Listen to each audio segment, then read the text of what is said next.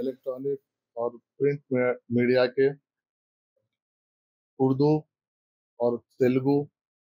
सभी सहाफ़ियों का, रिपोर्टर्स का, आप सबका यहाँ पर मैं आज के इस प्रेस ब्रीफिंग में वक्फ बोर्ड की जानिब से मैं आप सबका इस्तकबाल करता हूँ, यहाँ पे खुशामदीद करता हूँ। आज बहुत अहम मौजू पे, जिसका सभी लोगों को बहुत दिन से एक बेचैनी से इंतज़ार था, वक्फ अमेंडमेंट 2025 का जो सुप्रीम कोर्ट में पेंडिंग था, रिजर्व फॉर ऑर्डर था, उसका आज हॉनरेबल हाई सुप्रीम कोर्ट के जानिब से इंटीरिम ऑर्डर आया है सुबह में।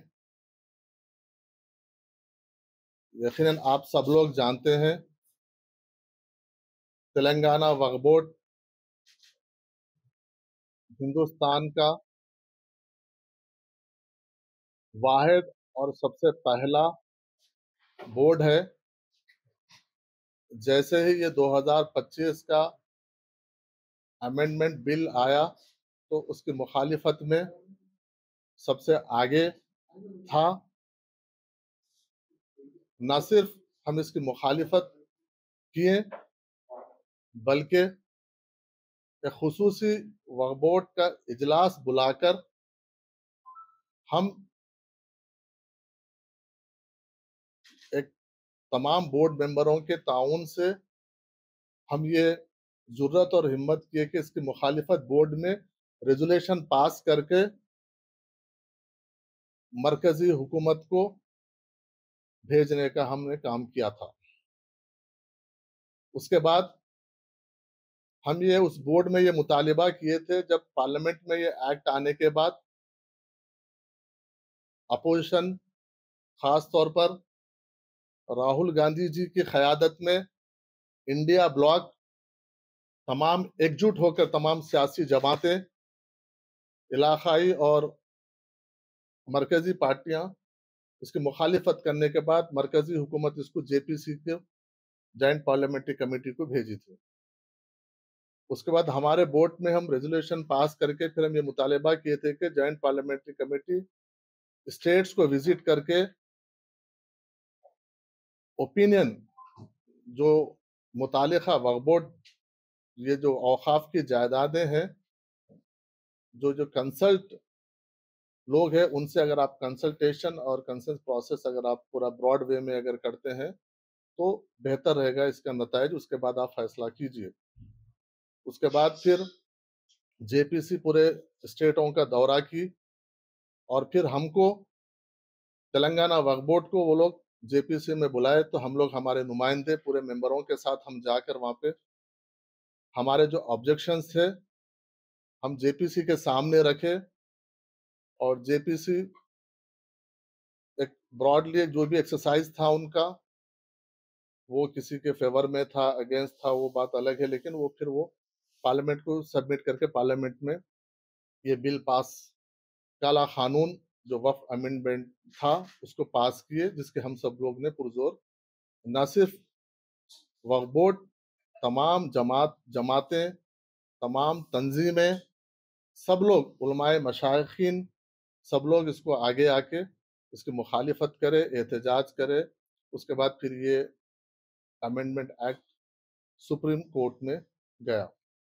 इसमें भी बहुत सारे लोग इसमें अपनी तरफ से सुप्रीम कोर्ट में गए, तंजीमें गए,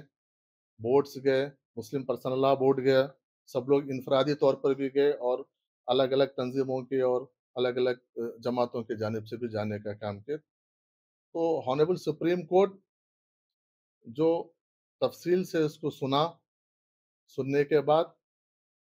आज उनका एक फैसला, रिजर्व फॉर ऑर्डर के बाद आज फैसला आया था, जिसमें हम लोग जो, मैं सबसे पहले वक्फ बोर्ड की जानिब से और मेरी इनफरादी जानिब से मैं सुप्रीम कोर्ट का शुक्रिया अदा करता हूँ कि जो इस मुल्क के अक़लियतें, जो अदलिया के ऊपर, जो दस्तूर के ऊपर जो भरोसा है, पहले कायम भरोसा था, है और रहेगा, और इस अदलिया के भरोसे को कायम रखते हुए जो फैसला आज सुनाए हैं, यकीनन कुछ चीजें जो हम ऑब्जेक्शंस रेज किए थे, जिसमें कलेक्टर्स के पावर्स को लेके होने दीजिए, चाहे वो वक्फ बाय यूजर को लेके होने दीजिए, चाहे वो लिमिटेशन एक्ट को होने के दीजिए, और जो बोर्ड्स में जो नॉन मुस्लिम्स मेंबर को जो लाने की बात है, इन सब तमाम चीजों के ऊपर हमने ऑब्जेक्शंस रेज किए थे, जिसको सुप्रीम कोर्ट ने यकीनन कुछ चीजों को हमारे जो लोग जो कोर्ट में जो आर्गुमेंट्स हुए उसको उसके ऊपर अग्री करते हुए, एक तो मैं समझता हूँ तेलंगाना वक्फ बोर्ड की और तमाम लोगों की एक काविशों से ये कामयाबी मिली कि जो कलेक्टर्स को जो पावर्स थे, क्योंकि हमारी जो वक्फ के जायदादों की जो असल लड़ाई है वो लोकल एडमिनिस्ट्रेशन से है। हमारे मैक्सिमम ज्यादा से ज्यादा जो हमारे जो मैटर्स है वो रेवेन्यूज और कलेक्टर के पास हमारे डिस्प्यूटेड है। तो वो अगर कलेक्टर को इसमें अगर हम, क्योंकि अगर इसमें हम तेलंगाना की मिसाल लेते हैं, तो ये मजहबी उमूर के टाइम पे जब वक्फ का जब मामला था, तो उसमें कई जगह पर, क्योंकि पुराने यहाँ पर मुस्लिम रूलर्स थे, तो जब ये इसको फिर एंडोनमेंट में लिया गया तो कई जगह पर सरकार बोल के लिखा गया था। सरकार बोल के लिखा गया तो उसको फिर आज के लोग उसको सरकारी बना के उसको कहने के, तो हमारा जो असल लड़ाई थी वो हमारे डिस्ट्रिक्ट कलेक्टर्स की थी। तो वहां पर कलेक्टर्स अगर हमारे, तो मुंसिफ भी वही रहेंगे और मुद्दई भी वही रहेंगे, तो हमको इंसाफ नहीं मिलेगा। इसके ऊपर हम बहुत गहरी लड़ाई लड़े। अल्हम्दुलिल्लाह, अल्लाह का शुक्र है कि सुप्रीम कोर्ट उसको स्टे कर दिया उसको, कि आप जो जुडिशरी है, आप जुडिशरी और वक्फ ट्रिब्यूनल के जरिए आइए, टाइटल डिसाइड ट्रिब्यूनल करेगा। ट्रिब्यूनल और बोर्ड जो करेगा उसको सिर्फ कलेक्टर्स एग्जीक्यूटिंग अथॉरिटी रहेगी। वो बहुत बड़ा बोर्ड के और ये औकाफ की जायदादों के हक में फैसला गया है। उसके बाद जहां तक नॉन मुस्लिम्स को बोर्ड में, हमने ये बोला था कि जैसा दूसरे मजहब के बोर्ड्स में या फिर एंडोनमेंट्स में हो किसी और या क्रिश्चियन उसमें उनके जो सोसाइटीज होते हैं नॉन वहां पे मुस्लिम्स को कोई किसी का नॉन कम्युनिटी के लोगों को कोई इंक्लूड नहीं था, तो यहाँ पर हम भी यही हमारा ऑब्जेक्शन था। तो उसको भी सुप्रीम कोर्ट ने जो जो उसका जो नंबर्स थे उसको नंबर्स को कम करते हुए एक्स ऑफिशियो मेंबर को भी इंक्लूड करते हुए 4 से 3 का प्रोविजन सुप्रीम कोर्ट ने दिया है। तो उसके लिए भी हम आगे हम, क्योंकि मैं अदलिया का यहाँ के आप तमाम के जरिए मैं शुक्रिया अदा करना चाहता हूँ कि ये हमारी डेमोक्रेसी की और अदलिया की ये हमारा ये ताकत है कि अदलिया ने अभी भी अपने दरवाजे खुले रखे हैं। हम अभी भी ये जो कंपोजिशन ऑफ बोर्ड जो नॉन मुस्लिम्स का है, इसके ऊपर हम सुप्रीम कोर्ट से हम जाएंगे, सुप्रीम कोर्ट में इसके ऊपर फिर हम आर्ग्यू करेंगे। सुप्रीम कोर्ट क्योंकि इंटरम ऑर्डर है, फुल ऑर्डर नहीं है ये, इसके ऊपर हम जाएंगे, उसके ऊपर हम लीगल एक्सपर्ट से बात करेंगे, तमाम मजहबी और सोशल ऑर्गेनाइजेशन से हम बात करेंगे, सियासी जमातों से बात करेंगे, बात करके इसके ऊपर हम हमारे पॉलिटिकल पार्टीज से बात करेंगे, उसके ऊपर क्या हमारा स्टैंड रहेगा, फिर फर्दर हम सुप्रीम कोर्ट को देंगे। उसके साथ साथ जो वॉक बाई यूजर है, वॉक बाई जो अहम मसला था, क्योंकि बहुत सारे औकाफी जायदादें रजिस्टर्ड अनरजिस्टर्ड का मसला था, तो वॉक बाई यूजर के लिए भी सुप्रीम कोर्ट ने यह रिलीफ दिया है कि जो ऑलरेडी रजिस्टर्ड है जायदाद है उसको कोई डिस्टर्ब नहीं होगा, लेकिन जो रजिस्टर्ड नहीं है उसको टाइटल जब तक डिसाइड नहीं होगा, टाइटल होने तक उसको आप कोई आपके डॉक्यूमेंट्स में आपके रिकॉर्ड में किसी किस्म की तब्दीली आप नहीं ला सकते एडमिनिस्ट्रेटिव लेवल पे। इसलिए उसके साथ साथ मैं आपके जरिए में तमाम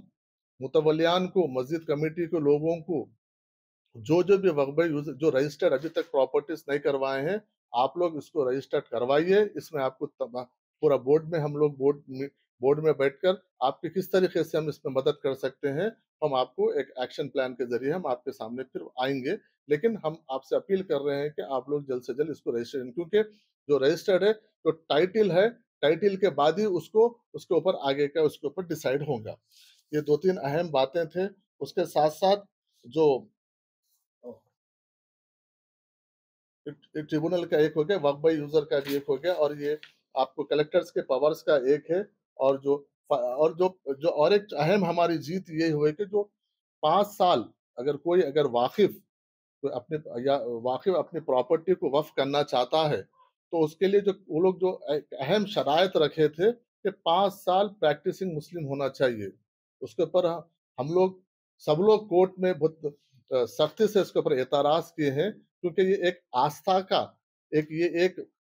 अपने